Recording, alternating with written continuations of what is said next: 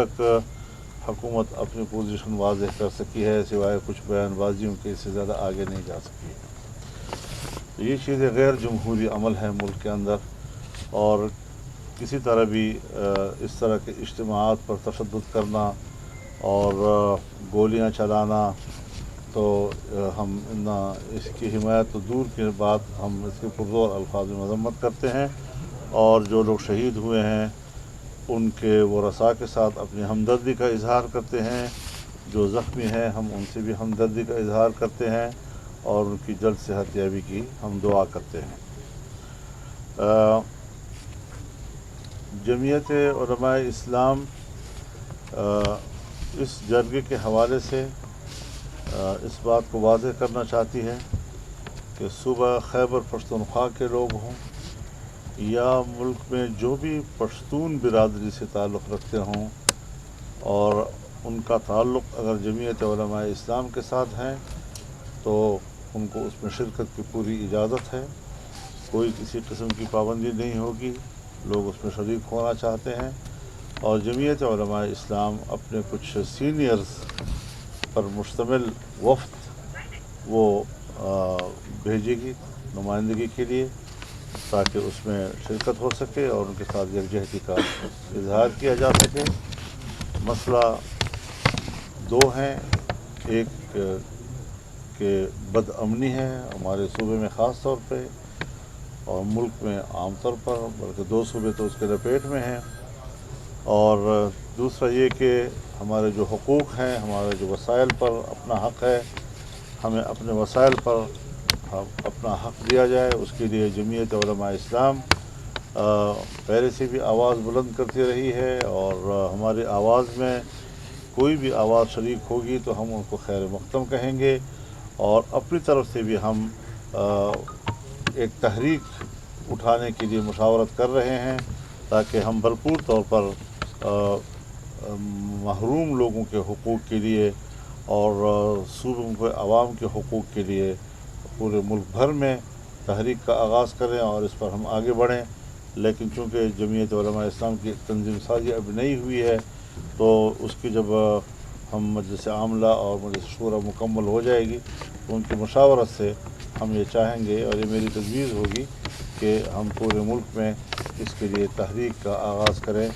اور عوام کو براہ راست اپنی اس جدوجہد میں شریک کریں۔ ہم یہ بھی مطالبہ کرتے ہیں کہ جو لوگ شہید ہوئے ہیں حکومت فوری طور پر اس کی دیت ادا کرے، اور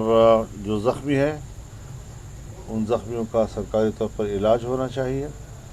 اور حکومت اپنی طرف سے ان کی مدد کرے، اخراجات وہ برداشت کرے۔ اس سلسلے میں ہم نے صوبہ خیبر پختونخوا کی جمعیت علماء اسلام کے جو سیکریٹری جنرل ہیں مولانا عطاء الحق درویش صاحب، ان کی قیادت میں جمعیت کے زعماء کا ایک وفد خیر سگالی کے طور پر ان کے اور یکجہتی کے لیے ان کے جرگے میں شریک ہوگا۔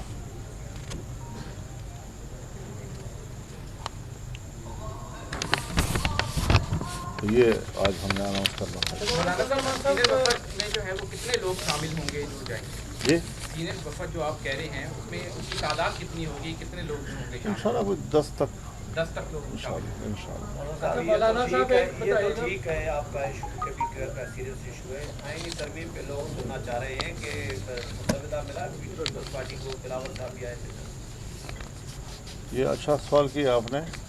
لیکن جو بات میں نے آپ سے کہی ہے اس کو کہیں آپ اپنے سوال کی وجہ سے ثانوی حیثیت نہ دے دیں، اس کو اپنی حیثیت میں بھی رکھیں آپ لوگ۔ آئینی ترمیم کی باتیں تو چلتی رہیں گی اور روزمرہ کے حساب سے چلتی رہیں گی۔ اس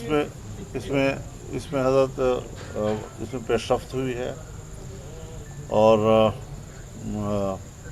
ایک تعجب کی بات ہے کہ آج جب پارلیمانی کمیٹی کا اجلاس ہوا اور ہم وہاں گئے تو آج کچھ حکومت کی طرف سے کاپیاں تقسیم کی گئی جو ان کا مسودے کے بارے میں تصور ہے یا جو ان کی تجویز ہے، اور جیسے آج ہم اس پر بات چیت کا آغاز کر رہے ہیں، اس سے قبل محرک بھی حکومت ہے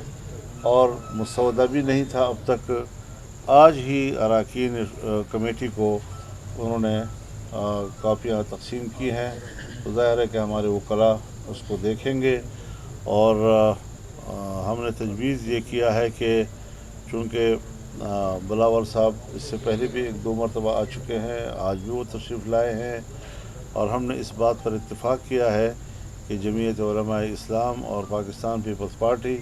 وہ ایک متفقہ مسودے کی طرف آگے بڑھیں، اور اس کے بعد پھر ظاہر ہے کہ حکومت کے دوسرے جو اتحادی ہیں ان کو بھی اس مسودے کے بارے میں اعتماد میں لیا جائے، اور اپوزیشن کی دوسری جماعتوں کو بھی ہم سب مل کر ایک اتفاق رائے کی طرف ہم جانا چاہتے ہیں. اور اس کے لیے ہماری طرف سے تو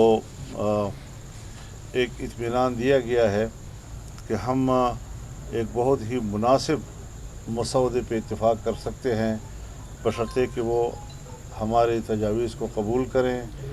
حکومت نے جو ابتدا میں ہمیں ایک مسودہ یہاں کالے تھیلے میں بھیجا تھا، اور جب ہم نے اس کا مطالعہ کیا تھا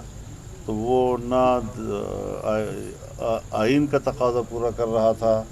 نہ جمہوریت کا،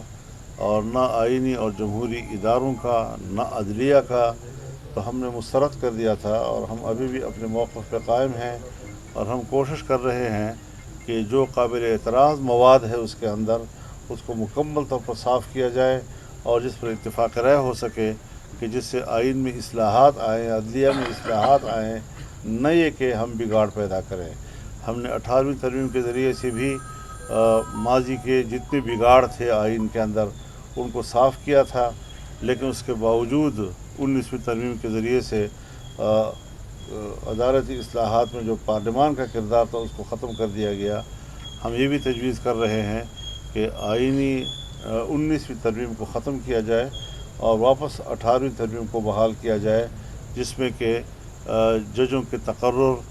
اور سینیئرٹی کی بنیاد پر ہو، کارکردگی کی بنیاد پر ہو، صحت مندی کی بنیاد پر ہو. تو جہاں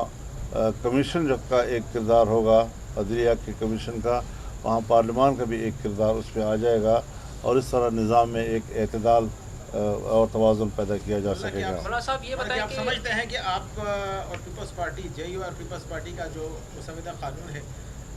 اور وہ جو آپ اختلاف کرتے ہیں، آپ نے حکومتی مسودہ مسترد کیا، تو حکومت آپ کی ان ترامیم کے اوپر آمادہ ہو جائے گی؟ تو پیشرفت اسی طرف ہوئی ہے اور ہو جائے گی، ہماری امید ہے. لیکن اس پر ضرور اب حکومت کو اندازہ لگ جانا چاہیے کہ